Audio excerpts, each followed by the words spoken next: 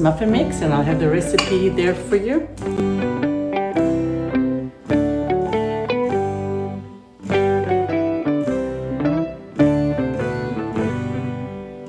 This is healthy. I use whole wheat, but you could use bran flour. These came out so good the first time I made them that I started to make them every week, and I can make it with bran flour too.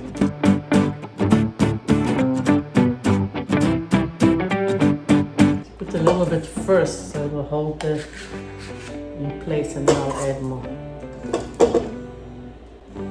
Remember, we don't want to fill them up to the top too much.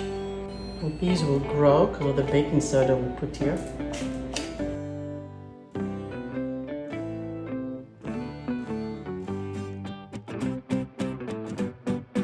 I was going to make little mini muffins.